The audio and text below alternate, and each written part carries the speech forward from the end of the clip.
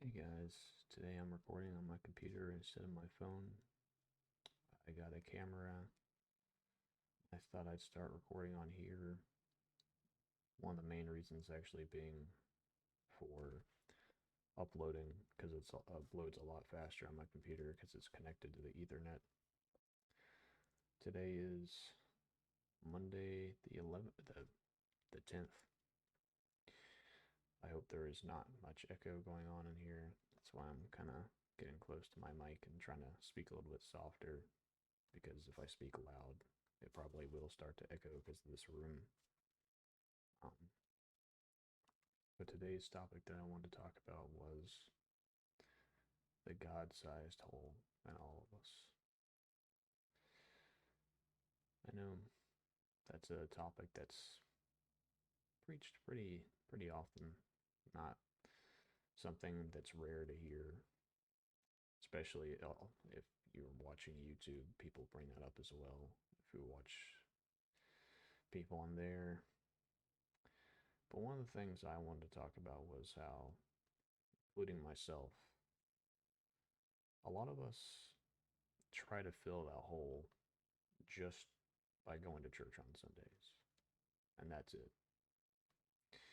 Lots of times we go to Sunday to hear a sermon, you give a little bit of praise, the hymn, or if you go to a church where you have like contemporary music, so I was trying to think of, sing along to that and stuff. But one of the things a lot of us do is that we do that, and then by the very next day, Monday, what are you trying to fill that hole with? Probably your hobby, other people, your job, your phone, the TV, and all throughout the week. That's all we do. There's too many people that just don't talk to God or interact with God during the week unless they need something. And then they wonder why their days are just, they're not getting closer to God. Things seem to be getting worse. You know, why that hole that's there and then the God shaped hole just never seems to fully, fill. It's because you're just going to church on Sundays and that's about it. That was me for basically my entire life up until was that 25? Still 25 now. Sorry. Yes, when I was 25. Um, sorry, when I was 24, and now I'm 25. I would go to church on Sundays lots of times with my grandmother. And if I'm being honest, for a long time, it was when I was a teenager, it was just because I wanted to get something to eat with the family afterwards. I knew I would be able to get something good to eat for lunch afterwards if I went to church with them. Um, but and then as I got older, now I wasn't, visiting my grandmother as much. Stopped going to church, didn't ever really pray, you know. If I ever did, it was because I needed something. Never was like thankfulness, praise, none of that. You saw this. I'm actually going to start like trying to write down stuff I want to talk about because lots of times for these videos, I remember things or think about things during the day and then forget them by the time I start recording. So I'm going to start actually writing stuff down. One of the connections that I'm glad I wrote down because I would have forgotten it was I actually watched a video earlier while I was working from Billy Graham about Jesus interacts with a Samaritan woman on the way to Galilee. And also, if you don't know, Jews at that time just did not interact with Samaritans. It's just not something they did. There was, a great tension between those two people. A whole lot of prejudice and just bitter bitter feelings towards each other. Jews just didn't associate with them. So,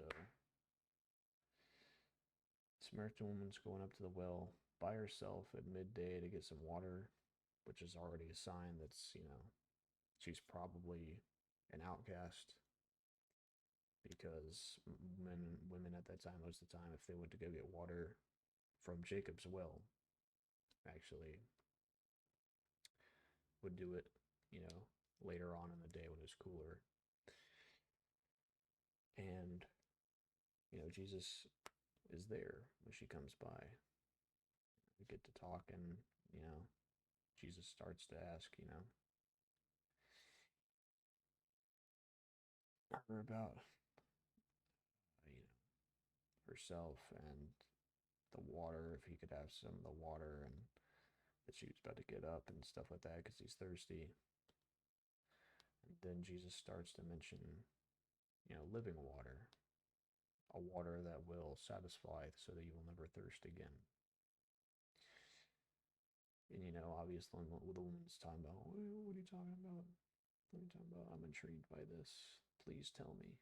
And Jesus basically tells her he's the Messiah. And, like, go get your husband. And if you don't know, Jesus basically says, oh, you have 5 husbands. Because this is a woman who had 5 husbands and was now with a man who was not her husband. I think one of the things there was just to show the woman you're not going to be satisfied or fill that hole within yourself to be thirsty with another new man. Every so often, it was you need God to fulfill that hole within yourself. For a lot of us, it's hobbies. We try to fill our life with other people, entertainment, vices, and then later on, at some points, we just have depressive breakdowns and we don't realize why. We have those, and then the next day we're like, oh, I'll try and forget about it. You forget about it for a bit, and then it happens again. Several months later, you have another depressive breakdown. It's because you're just not having a relationship with the God. God says, I will give you living water. But that's a thing where Jesus says, take up your cross daily.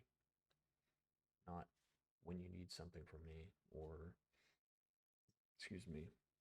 when you go to worship on, in the synagogue or at Sabbath at that time. Obviously, now that would be going to church on Sunday.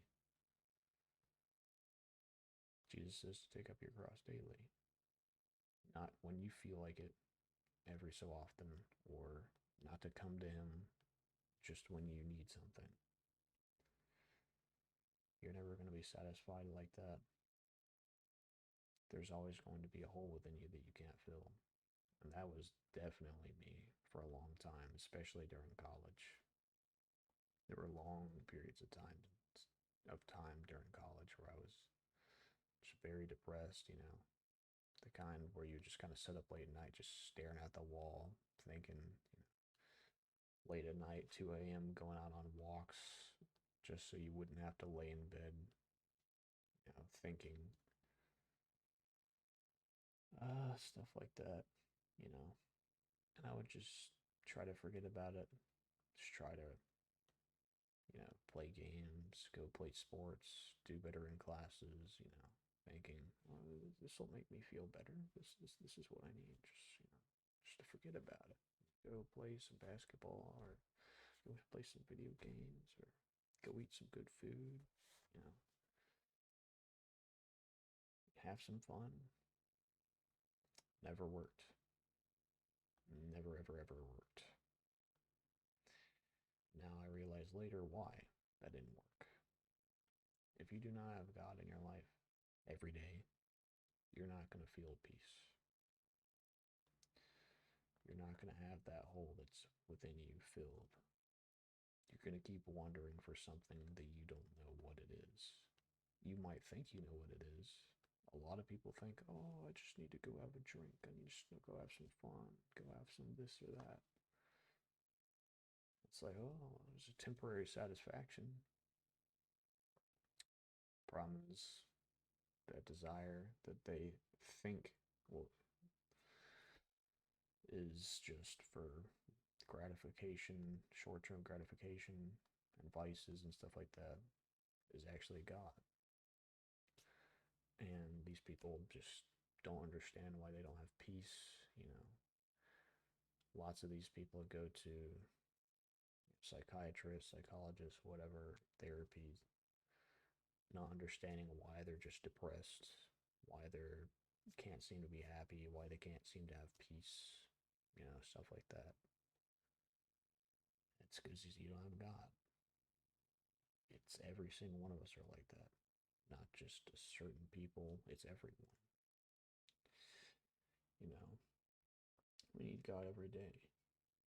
Not just on Sundays at church or Sundays and Wednesdays if you go to some sort of Wednesday service. It's every day. For me personally, it's like, prayer throughout the day, obviously, but, might listen to the word as well. What I like to do lots of times actually is listen to an audio version of the Bible on YouTube with like some music behind it because that's kind of nice. You know, read at least a chapter a day. Write some stuff down about it. Devotional. Pray over food and water and drink whenever you have it. Give praise whenever it's due. Give thankfulness whenever it's due. Don't be so quick to complain and ask for things. Just be patient and observant of what God's pulling you towards. You're going to want to go. My back up. What I was about to say is you're going to want to go always to just subconsciously, and maybe not even consciously, you're always going to go to your partner, your friends, your family, your kids, you know, whoever, to talk about these problems. Like, oh, I don't know, I'm depressed. You talk it out with someone. Talk it out with God. That's who you need to be talking it out with. You know, God is there. God is listening. God's not just, facing the other way, plugging his ears. No, sorry, I don't know if that caused a lot of noise, me hitting the mic. Plugging his ears and not listening to you. He's there and listening. He's always watching. God, it's not like God doesn't see what you're going through. Everyone is going through something, whether you think they are or not. Lots of times we like to compare ourselves to others, like, oh, they're not going through a whole lot, and they seem to be having a good life, holding on to materialism. You don't know what that person's going through. That person could be going through horrible depression, fear, no sense of purpose, no peace. You don't know what's going on inside of a person. Just give God the time of day, every day, whatever that might look like. Start building up that relationship. Read the word. Do not just listen to the word. If when you're in church, you need to actually go read on your own. Now, if you have like questions about stuff you don't understand and you just want to wait for that on, go to church and ask about that, that's fine. But you actually need to go read it in the first place.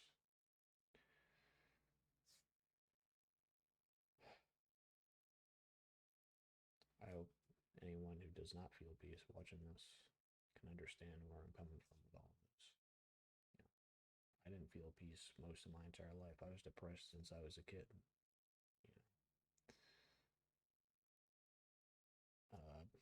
Dad was gone. I was like 8 or something like that. And mom was going through things, family wasn't doing so great, school life wasn't great, didn't really have any friends, was always kind of depressed off and on since I was a kid. Thing we all go through things. I'm not sitting here like, oh, what was me? I'm just saying I tried many different things. I was depressed for a lot of my life. Tried different things, never worked. Alcohol, friends, family, women, uh, whatever. It's not going to work. It never will work. I get that short term gratification, but that short term gratification wears off the very next day, doesn't it? And you don't understand why. So you think you just got to keep going at it again and again every day. God is there. God is willing. And He wants you to come to Him, to talk to Him, so He can come into your life. As this is in Jeremiah 31, to give you a new heart and you to become a temple with the Holy Spirit inside of you. You are not alone, even if you are alone in human terms, which actually I kind of myself am. Excuse me. You have God. And technically, that's enough. You don't need anyone else more than that. Anything more than that is a blessing.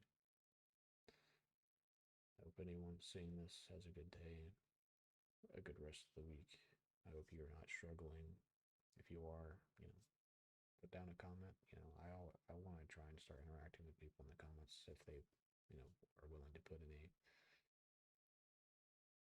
And a good rest of the.